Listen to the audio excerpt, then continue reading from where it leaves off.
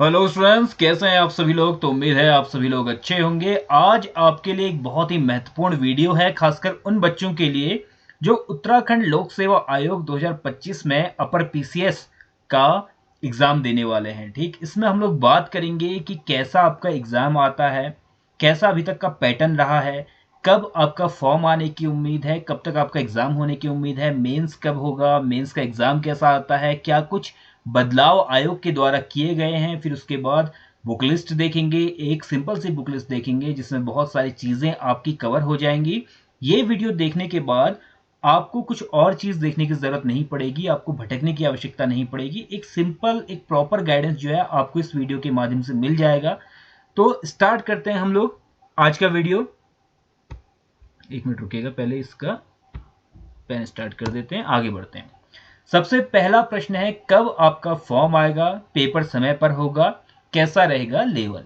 Form इसका कब तक आएगा, इसकी जो टेंटेटिव डेट आई है वो मेरे ख्याल में जून की आई है। तो आपके पास अभी फरवरी चल रहा है, मार्च, अप्रैल, मई, जून, यानी कि 3 महीने से ऊपर का समय आपके पास बचता है। तो इसका फॉर्म बहुत ही प्रबल संभावना है कि 15 मार्च के बाद आ सकता है, 15 मार्च से अप्रैल के बीच में आ सकता है। उन 15 दिनों में इसका फॉर्म आने की प्रबल संभावना है। ठीक, तो फॉर्म आने के बाद फिर आपको 1 महीने का टाइम मिलता है, लगभग अप्रैल तक आपको मिलेगा फॉर्म भरने का समय, और उसके बाद जून में आपकी इसकी परीक्षा हो जाएगी। कुल मिलाकर अभी से अगर समय का कैलकुलेशन करें तो हम लोग के 100 दिन बचे हैं। 100 दिन बहुत कम है उत्तराखंड पीसीए जैसी बड़ी परीक्षा के लिए, क्योंकि उत्तराखंड की सबसे बड़ी परीक्षा यही होती है। दूसरी चीज, इसमें कोई स्पेसिफिक सब्जेक्ट मांगते नहीं है, तो सभी लोग इसमें क्या कर सकते हैं, अप्लाई कर सकते हैं। इस कारण से कंपटीशन बहुत बढ़ता जाता है, और जो मेन पावर है वो किसके हाथ में, ब्यूरोक्रेट, और किन ब्यूरोक्रेट्स के, जो आईएएस और पीसीएस अधिकारी हैं। ठीक, तो इस कारण से इसमें प्रतिस्पर्धा बहुत ज्यादा होने वाली है। फॉर्म आपका मार्च के आसपास आएगा, और इसमें कितनी इस बार सीट्स रहेंगी, तो इसमें लगभग 50 के आसपास, 50 प्लस रहने की उम्मीद है। एसडीएम की एक आध सीट रह सकती हैं, और 50 से 70 के बीच आपकी सीट्स होंगी। बहुत ज़्यादा सीट्स होने की उम्मीद नहीं है, क्योंकि हर साल अगर पीसीएस होगा तो जाहिर सी बात है कम होते जाएंगी सीट्स। तो 50 के आसपास सीट इसमें रहने की उम्मीद है। पेपर समय पर होगा। जाहिर सी बात है, पिछले 2 साल में आयोग ने बहुत सुधार किया है। जितने भी एग्जाम हुए हैं, भले ही आप अपर पीसीएस को देखो, लोअर पीसीएस को देखो, प्री तो एटलीस्ट टाइम पे हो ही जाता है। ठीक है, प्री में कभी भी कॉम्प्रोमाइज उन्होंने नहीं किया। पिछले वाला प्री, जब उत्तराखंड में बहुत भयंकर बाढ़ आ रही थी, दुनिया भर की चीजें हो रही थी, और 50% बच्चों ने पेपर छोड़ दिया था, तब भी इन लोगों ने क्या किया, पेपर स्थगित नहीं किया था। तो इस बार तो फिर भी हालात सही लग रहे हैं। तो इस बार भी आप यकीन मानो कि पेपर आपका समय पर ही होगा, जून में ही आपके पेपर होने की उम्मीद है। पेपर का लेवल कैसा रहेगा, पेपर का लेवल जो है बढ़ा है। पिछले 3-4 सालों में हम लोग देखें तो उत्तराखंड अगर पिछले 3-4 सालों में इस लेवल पे था, मतलब नीचे की तरफ था, आपका 20% पे था, तो ये आज पहुंच गया 80% पे, यानी कि 4 गुना इसने बढ़ोतरी कर दी अपने लेवल पर। यूकेपीएससी का पेपर बहुत बढ़िया टाइप का बन रहा है। उस पेपर में जो क्वेश्चंस हैं बहुत अंदर घुसकर पूछ रहा है, ऐसे क्वेश्चन पूछ रहा है जिसमें तुरंत ही दिमाग लगाना पड़े। रटे रटाए शब्दों को लेकर अगर आप जाओगे तो एग्जाम निकलने की संभावना आपकी कम हो जाती है। जो बच्चे पुराने बच्चे थे उनका समय बहुत अच्छा था, उनका दौर बहुत अच्छा था। हाँ, उस समय कह भी सकते हैं कि थोड़ा स्टडी मटेरियल भी उस क्वालिटी का नहीं था, अवेयरनेस भी नहीं थी, बट फिर भी अच्छा टाइम था। अब थोड़ा सा क्या है, हार्ड हुआ है पेपर निकालना। आगे बढ़ेंगे, एनालिसिस करते हैं 2024 के पेपर का। 2024 में कैसा पेपर आया था, किस सेगमेंट से कितने प्रश्न पूछे गए थे, और साथ ही पेपर का लेवल कैसा था। पेपर आपका मॉडरेट टाइप का था, बहुत हार्ड तो पेपर नहीं कहेंगे, हार्ड पेपर नहीं था, बट मॉडरेट टाइप का पेपर आपका 2024 का था। कई बच्चों को हार्ड भी लगा होगा, क्योंकि वो लोग थोड़ा सा कम तैयारी करके गए होंगे तो उनको हार्ड भी लगा होगा। लेकिन अगर आपने ठीक ठीक तैयारी की है, आपने 6 महीना साल भर इसमें डेडिकेट होकर पढ़ा है, तो आपको ये पेपर सही लगा होगा। हिस्ट्री के क्वेश्चन 23 क्वेश्चन आए थे हिस्ट्री के, और 23 में से लगभग 50% क्वेश्चन जो थे हार्ड टू मॉडरेट थे, तो इसीलिए हम टोटल हिस्ट्री को भी मॉडरेट टाइप का मान लेते हैं। अब एक क्वेश्चन इसमें आपका आया था, एएमयू को बनाने का शुरुआती कारण क्या था। अब इस तरह के जो कॉन्सेप्ट बेस्ड क्वेश्चन है, मेरे ख्याल में कम बच्चे पढ़ते हैं। अब ये हो सकता था, ये क्वेश्चन ये हो सकता था कि एएमयू कब बना, ये किसी बच्चे ने पढ़ा होगा, बट उसका कॉन्सेप्ट क्या था उसके पीछे, वो कम बच्चों ने पढ़ा होगा। वैसे एक क्वेश्चन आया था बीएचयू को लेकर कि बीएचयू की स्थापना किसने की थी, तो खैर आसान क्वेश्चन था, पहले भी पूछा गया है, यूकेपीएससी सहित कई सारे एग्जाम्स में पूछा गया है, तो ये बच्चों ने कर लिया होगा। कुछ क्वेश्चंस ऐसे थे जो हिस्ट्री में थोड़ा सा खोद खोद कर पूछे थे। एक क्वेश्चन पूछा था चार्ल्स वुड डिस्पैच 1854 का पूछा था, वो आसान क्वेश्चन था, कई सारे बच्चों ने कर लिया होगा। ये पीछे 2016 में भी आया था वाला question.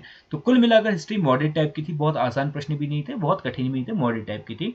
Polity easy to moderate थी, EASY easy to moderate type की थी, यानी कुछ क्वेश्चन तो बहुत आसान थे, कुछ क्वेश्चन मॉडरेट टाइप के थे। पॉलिटी हमेशा से ऐसे ही आती है, पॉलिटी में बहुत हार्ड क्वेश्चन नहीं आते। अगर आप यूपीएससी की बात करो वहां पे भी आप देखोगे तो पॉलिटी आपकी ठीक ठीक सी रहती है, बहुत हार्ड नहीं रहती। ठीक, ज्योग्राफी से प्रश्न आपके हमेशा से मॉडरेट ही आते थे यूकेपीएससी में, हल्के क्वेश्चन तो ज्योग्राफी ने कभी पूछे ही नहीं। अब जाहिर सी बात है, आपसे 10 तरह की 10 चोटियां हैं, 10 चोटियों में पूछ लेगा कि 8वें नंबर की कौन सी है, तो ये क्वेश्चन अपने आप ही हार्ड हो गया, कौन पढ़ता है ना 10 के 10। तो इसीलिए ज्योग्राफी में हल्के क्वेश्चन आने की उम्मीद कम ही रहती है, हमेशा से ज्योग्राफी के क्वेश्चंस अच्छे आते हैं। तो इसीलिए मैं कहता हूँ कि जब भी पढ़ने शुरू करो, कभी जीएस वीएस पढ़ना शुरू करते हो तो कहाँ से स्टार्ट करो, ज्योग्राफी से। ज्योग्राफी आपको समझ में आ जाएगी तो आपको समझ में आ जाएगा कि उस एरिया की इतिहास कैसा है, आपको समझ में आ जाएगा कि उस एरिया का पॉलिटी कैसी है, वहाँ पे लोकतंत्र की संभावना है कि नहीं, वहाँ पे बारिश होती है कि नहीं होती, वहाँ पे एग्रीकल्चर होता है कि नहीं होता, वहाँ पे इकोनॉमी किस तरीके से बूस्ट करती है। तो हमेशा कभी भी पढ़ो जीएस तो स्टार्ट कहाँ से करना, ज्योग्राफी से करना। इकोनॉमी टफ था, पहले तो यही टफ था, यही शॉकिंग था कि 10 क्वेश्चन इकोनॉमी के पूछे, 10 क्वेश्चन इकोनॉमी के नहीं पूछता है। ठीक है, यह होता था कि जो प्योर हार्डकोर इकोनॉमी आती थी वो 5 नंबर की 6 नंबर की कभी कभी पूछ लिया करता था, अदरवाइज उसमें भी वो क्वेश्चन होते थे कि पहली पंचवर्षीय योजना किससे संबंधित थी, दूसरी पंचवर्षीय योजना किससे संबंधित थी, आदि आदि, बहुत सिंपल से प्रश्न पूछता था। लेकिन इस बार हमने देखा कि प्री हो या मेंस हो, दोनों में ही इकोनॉमी के सही सही क्वेश्चन पूछे, टफ से क्वेश्चन पूछ रहा है। तो इकोनॉमी आपकी टफ लेवल की आती है। साइंस जो था आपका टफ क्वेश्चन था, टफ था साइंस से काफी अच्छे प्रश्न इस बार किए गए थे। 3 तो आपके डेरिवेशन टाइप के थे, जिनको देखकर ही बच्चे आधे तो वैसे ही कंफ्यूज हो गए ना। तो काफी अच्छे क्वेश्चन पूछ रहा था साइंस में। पहले क्या करता था, पहले साइंस के क्वेश्चन कम पूछता था, पहले टेक्नोलॉजी के क्वेश्चन पूछता था, जीएसएलवी पीएसएलवी टाइप के क्वेश्चन पूछता था, और करंट अफेयर से रिलेटेड क्वेश्चन जो था आपके टेक में डाल देता था।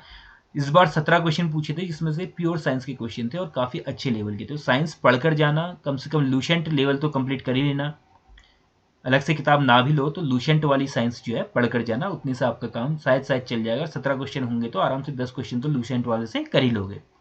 करंट से 30 क्वेश्चन थे। करंट जो था आपका इजी टू मॉडरेट हमेशा ही आता है, इजी टू मॉडरेट ही रहता है करंट कभी टफ क्वेश्चन नहीं पूछता।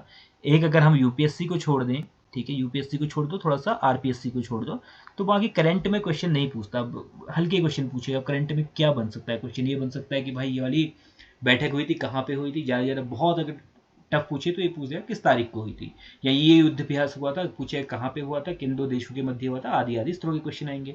कोई बहुत ज़्यादा बनाने की गुंजाइश तो वहाँ पे होती है जब आपको क्वेश्चन के बदले स्टेटमेंट दे, कि क्वेश्चन पूछा फिर उसके अंदर स्टेटमेंट दे दे, पहला दूसरा तीसरा चौथा, तब टफ होता है यूपीएससी वाला। ठीक, अदरवाइज आपका करंट बहुत ईजी टू मॉडरेट टाइप का आता है, बहुत हार्ड टाइप का नहीं आता।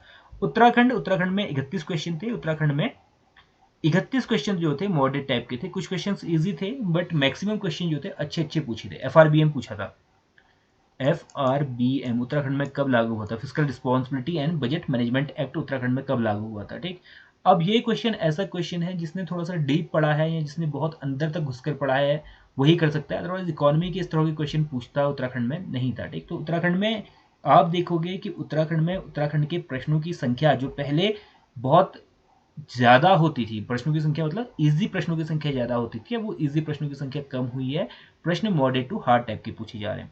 पिछली बार अगर हम पूरा देखें, नॉर्मली ये पैटर्न रहता था कि 35% क्वेश्चन आपके इजी रहते थे, 40% आपके मॉडरेट रहते थे और 25% क्वेश्चन आपके टफ रहते थे। इस बार जो है पैटर्न पूरा चेंज हुआ। इस बार क्या हुआ, इस बार आपका जो इजी वाला पैटर्न था ये 25% में आ गया, इजी वाले में 10% की कमी हुई। मॉडरेट वाला जो था ये आपका लगभग 40 तक रहा और 25 की जगह ये 35% पहुंच गया। तो इसका मतलब हार्ड क्वेश्चंस की जो बारंबारता है वो बड़ी है, उनकी प्रोबेबिलिटी जो है आने की वो ज्यादा है। ठीक, आगे बढ़ते हैं। पैटर्न को देखो तो यूकेपीएससी का पैटर्न भी अन्य पीसीएस के समान ही है, प्री होगा पहले, फिर मेंस होगा, फिर इंटरव्यू होगा। प्री को समझते हैं, प्री में 2 पेपर आपके होते हैं, दोनों ही पेपर आपके 150 मार्क्स के होंगे, 150 मार्क्स के पेपर होंगे। ठीक है, दोनों ही। तो इसमें क्या होगा, नेगेटिव मार्किंग होती है 1/4 की, सेम चीज होगी, 1/4 की नेगेटिव मार्किंग होगी। इसमें आपको केवल पासिंग मार्क्स लाने हैं, यानी 30% मार्क्स आपको लाने पड़ते हैं और इस वाले में आपको क्या होता है, इसमें आपकी कट ऑफ इससे डिसाइड होती है, कट ऑफ इससे डिसाइड होती है। और इसमें ये मानकर चलो पिछले सालों में हम लोग देख रहे हैं 90 के आसपास आपकी कट ऑफ रहती है। 90 मार्क्स, परसेंटेज नहीं है, 90 मार्क्स के आसपास रहती है, यानी कि 150 में से 90 मार्क्स लागे तो आपका सिलेक्शन हो जाता है।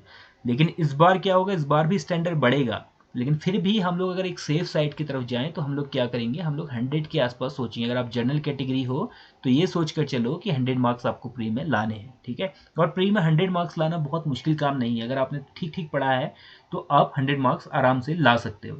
मेंस जो है, मेंस को हम लोग आगे देखेंगे। तीसरा पार्ट होता है इंटरव्यू। इंटरव्यू की बात अभी नहीं करते, इंटरव्यू की बात तब करेंगे जब हम लोग मेंस हो जाएगा उसके बाद करेंगे। अदरवाइज इंटरव्यू तो ईजी होता है। इंटरव्यू में थोड़ा बहुत आपकी पर्सनैलिटी का असर पड़ता है, आपके नॉलेज का असर पड़ता है और आप कर लेते हो। इंटरव्यू में क्या है, आपको मैनिपुलेट करना है। जो आपका इंटरव्यूअर है उसको आपने आधा घंटा मैनिपुलेट कर दिया, उसको क्या पता चला आप किस प्रकार के इंसान हो। आधे घंटे में कौन किसी को कितना जज कर सकता है, तो केवल यही जज कर सकता है कि आपको कोई चीज़ आती है कि नहीं आती। तो इंटरव्यू लक वाला फैक्टर हो जाता है। अदरवाइज मेंस को हम लोग डिस्कस करते हैं। मेंस कुल होगा आपका 1500 नंबर का मेंस होगा। मेंस में आपके होंगे 4, 2, 6, 7, 8 पेपर होते हैं मेंस के। 8 में से हिंदी होती है सबसे पहले, जो 150 नंबर की होगी। निबंध जो होगा वो भी 150 नंबर का होगा। जीएस जो होगी वो आपकी 200 नंबर के 4 प्रश्न होंगे, यानी कि 200 इंटू 4 प्रश्न, 4 पेपर होंगे जीएस के, जो कि 4 अलग अलग विषय के होते हैं। पहला वाले में हिस्ट्री ज्योग्राफी आती है, ठीक है, हिस्ट्री ज्योग्राफी। दूसरे वाले में पॉलिटी, तीसरे वाले में इकोनॉमिक्स, चौथे वाले में आपका एथिक्स आता है। तो कुल मिलाकर आपके 4 पेपर वैसे ही हैं जैसे यूपीएससी में आते हैं। तो यूपीएससी को पूरी तरीके से कॉपी कर दिया है सिलेबस के मामले में। उत्तराखंड के 2 स्पेसिफिक पेपर होंगे जिनको हम कहते हैं जीएस 5 और जीएस 6। जीएस 5 और जीएस 6 दोनों ही आपके 400 नंबर के होते हैं। तो 400 नंबर के ये, 800 नंबर का आपका जीएस और उसके बाद 300 नंबर का ये। तो कुल मिलाकर 1500 नंबर आपके कंप्लीट हो गए। ये ऐसा ही पैटर्न आपको उत्तर प्रदेश में भी देखने को मिलता है। उत्तर प्रदेश में भी 2 आपके स्पेसिफिक होते हैं, स्टेट स्पेसिफिक, तो इसलिए बाहर के लोगों का सिलेक्शन थोड़ा सा वहाँ भी रुका है, ठीक। तो कुल मिलाकर 1500 नंबर का ये आपका होगा। पेपर का लेवल आपका जो है दिन पर दिन बढ़ता ही जा रहा है। दिन पर दिन जो पेपर का लेवल है वो काफ़ी हार्ड होता जा रहा है, ठीक है। हम लोगों ने मेंस का इस बार देखा था, मेंस काफ़ी अच्छा हुआ था। प्री हम लोगों ने पिछली बार देखा था, प्री भी 2024 में अच्छा खासा हुआ है।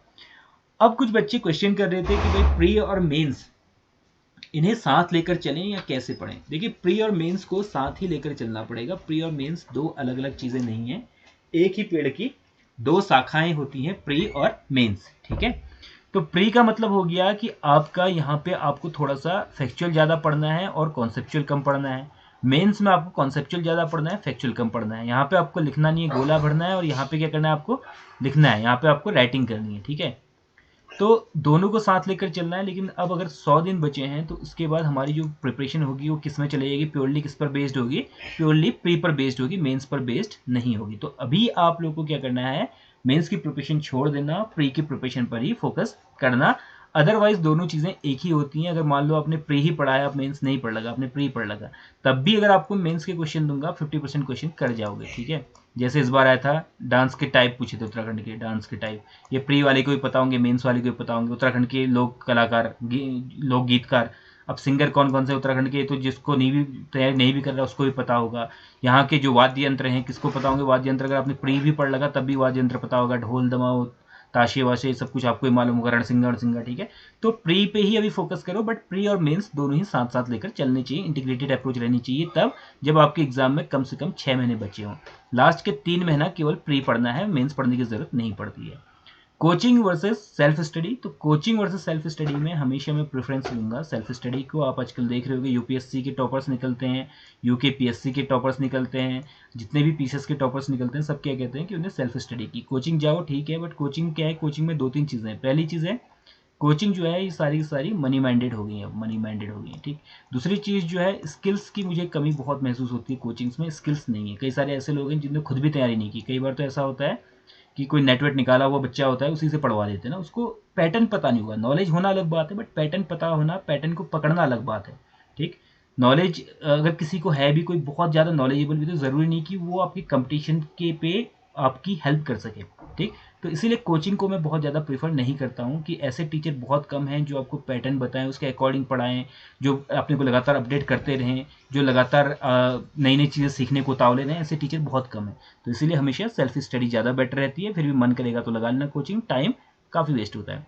नोट्स बनाए कि नहीं बनाए, प्री के लिए मत बनाना, प्री के लिए मुझे लगता नहीं बनाने की ज़रूरत है। अगर आपको ज़रूरत महसूस होती है तो ठीक है, बट अदरवाइज प्री के लिए नोट्स बनाने की ज़रूरत नहीं है। नोट्स कैसे बनाने हैं, मान लो कि 6 पेज पढ़ लिए, 6 पन्ने पढ़ लिए, अब 6 पन्नों का अगर एक पन्ने पर आप डाल पाते हो पूरा का पूरा, तब तो नोट्स बनाओ, अदरवाइज नोट्स मत बनाना, ठीक है।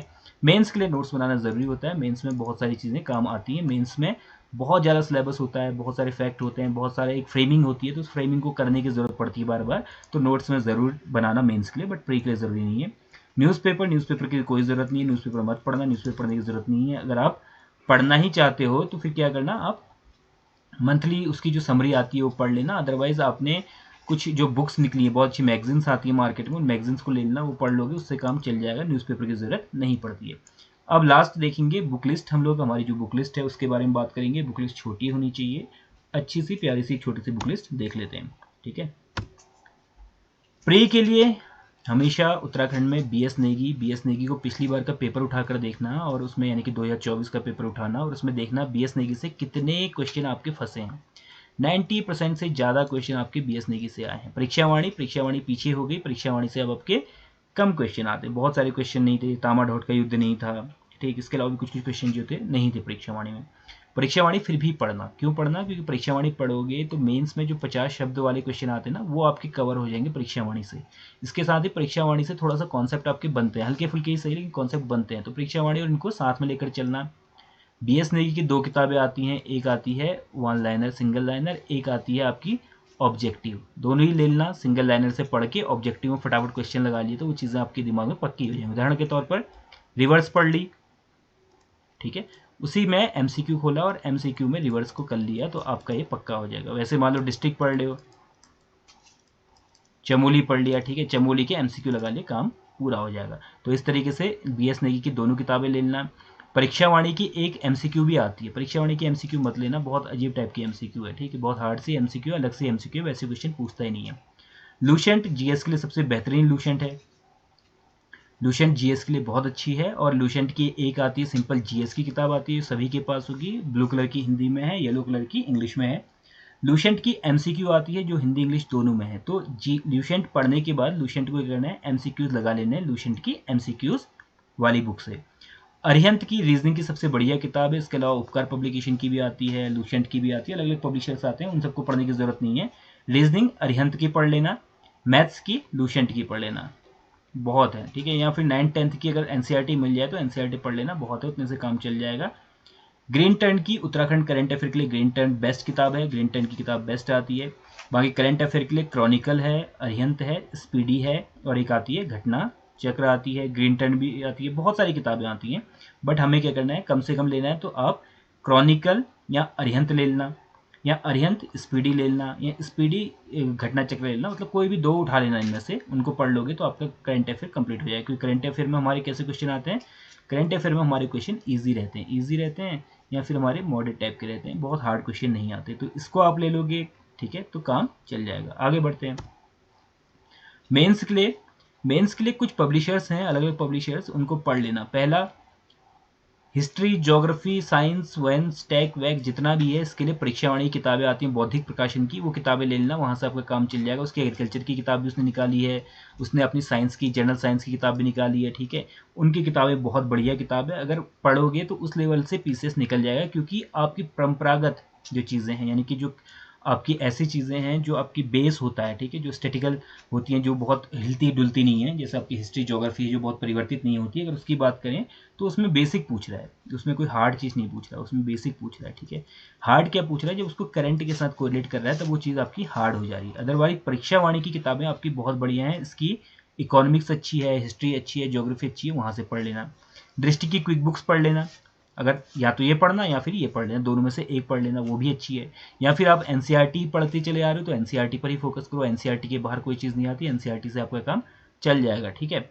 इसके अलावा फिर ये 3 सोर्स आपको पसंद नहीं आते तो लास्ट में फिर आपका ये वाला सोर्स है लक्ष्मीकांत पॉलिटी के लिए, स्पेक्ट्रम जो है आपकी ये आ जाएगी, किसके लिए, ये आ जाएगी आपकी मॉडर्न हिस्ट्री के लिए आ जाएगी। फिर रामचरण शर्मा की जो है प्राचीन भारत आ जाती है। फिर उसके बाद कुछ और किताबें हैं, जैसे आपकी सिंघानिया की किताब है आपकी कल्चर की, वो भी ठीक है। तो इस तरह से या तो फिर ये वाला आप उठा लेना, ये जो होता है खासकर ये बुक लिस्ट होती है यूपीएससी वाले फॉलो करते हैं। अगर आपने अभी तक फॉलो की है तो ठीक है, इसी को ले लेना। अदरवाइज अगर आपने ये फॉलो नहीं की है तो मैं कहूँगा परीक्षावाणी की छोटी छोटी किताबें हैं उनको पढ़ लेना, वहाँ से काम चल जाएगा, या फिर दृष्टि की क्विक बुक से ले लेना, वहाँ से भी काम चल जाएगा, और एनसीईआरटी या वहाँ से काम चल जाएगा। तो इन तीनों में से कुछ भी आप पढ़ लेना, चारों में से कुछ भी पढ़ लोगे तो आपके लिए ठीक है। आगे बढ़ते हैं। उत्तराखंड के लिए क्या पढ़ना है मेंस में? उत्तराखंड के लिए पहले तो एक तो परीक्षावाणी पढ़ ही लेना मेंस के लिए, क्योंकि 50 शब्द के जो क्वेश्चन आते हैं वहाँ से हल हो जाते हैं। दूसरा, कोचिंग के नोट्स देख लेना। कोचिंग के नोट्स में प्रयाग IAS है, ओरिकल है, ठीक है, अब तो बहुत सारे खुल गए हैं इनके, ठीक है मटेरियल। इसके अलावा फिर आपका संजीवनी वंजीवनी है, हल्द्वानी में कुछ कोचिंग्स हैं उनको देख लेना, शिवा, पता नहीं कौन कौन सी कोचिंग्स हैं उनके देख लेना। सारी कोचिंग के नोट्स ठीक ठाक ही मिलेंगे, सेम ही मिलेंगे। क्यों मिलेंगे? क्योंकि कोई अपना एफर्ट अलग से नहीं डालता। उत्तराखंड का हिस्ट्री ज्योग्राफी जो है वो डिफाइंड है, लगभग उतना ही आपको हर कोचिंग में मिलेगा। सभी ने एक ही जगह से नोट्स बनाए, कहाँ से बनाए? वही स्टैंडर्ड बुक्स ले ली, उन्हीं स्टैंडर्ड बुक्स को उठा के उन्हीं में से छाप दिया, ठीक है। तो उसमें कोई भी ऐसा नहीं होता कि कट पेस्ट अपना मतलब अलग से कुछ डाल रहा है, उसमें कट पेस्ट होंगे। थोड़ा सा किसी व्यक्ति ने ज़्यादा कट पेस्ट कर दिया तो किताब मोटी होगी, किसी ने कम किया तो कम मोटी होगी। बट कोचिंग का देख लेना, कोई भी कोचिंग उठाओगे सबके नोट्स आपको सेम ही मिलेंगे। विजन का करंट अफेयर जरूर पढ़ लेना। 360 जो विजन का आता है उसको जरूर पढ़ लेना, बहुत ज़रूरी है। 360 मेंस वाला बहुत अच्छा है। इससे क्या होगा, इसको पढ़कर एक तो आपकी लैंग्वेज बहुत अच्छी हो जाएगी, लैंग्वेज हिंदी इंग्लिश दोनों ही लैंग्वेज उसने बहुत अच्छी दी है। आपका डेटा जो है वो बहुत अच्छा हो जाएगा, डेटास काफ़ी सारे दिए हैं। करंट आपका बहुत अच्छा दिया है इसने, करंट को जोड़ कर दिया है, हर इवेंट को ये लेकर आता है, तो काफ़ी अच्छा है विजन का करंट अफेयर मेंस के लिए पढ़ना। इसके अलावा एक काम और करना, ऑफिशियल साइट पे जाना उत्तराखंड की मिनिस्ट्री की, ठीक है, तो उसमें देख लेना कौन कौन सी नई पॉलिसीज आई हैं। जैसे फिल्म पॉलिसी बनी है बिहार फिलहाल में 2020 या 21 में, आपकी खेल नीति आई थी, आदि आदि। तो पॉलिसीज़ जो है सारी ऑफिशियल साइट से देखना उन पॉलिसीज़ के बारे में क्या है, क्योंकि कई सारी कोचिंग्स जो नोट्स देती हैं उसमें ये करंट वाला पोर्शन जो ऑफिशियल साइट्स हैं या फिर जो नई पॉलिसीज़ हैं वो कम रहता है, तो उसको आप वहाँ से देख सकते हो, ठीक है। तो ये रहा हमारा वीडियो मेंस के लिए। मेंस का हम लोगों ने सारे डायमेंशंस कवर कर दिए हैं इसमें। इसके अलावा भी अगर कोई आपको प्रॉब्लम आती है तो आप कमेंट कर सकते हो, कमेंट करके पूछ सकते हो कहाँ पे क्या परेशानी आ रही है, क्या दिक्कत आ रही है। उत्तराखंड PCS की तैयारी में UKPSC 2025 में कोई भी प्रॉब्लम आपको आ रही हो, ठीक है, तो आप पूछ सकते हो कि किस प्रकार का पैटर्न है, या पैटर्न को लेकर कोई भी दिक्कत हो आपको तो आप कर सकते हो कमेंट, और अधिक से अधिक जवाब देने की कोशिश की जाती है हमेशा से, कि आप अगर पूछ रहे हो कोई सवाल तो आपको जवाब देने की कोशिश की जाती है। जल्दी मिलेंगे नई वीडियो के साथ, तब तक के लिए आप लोग ध्यान रखें। धन्यवाद।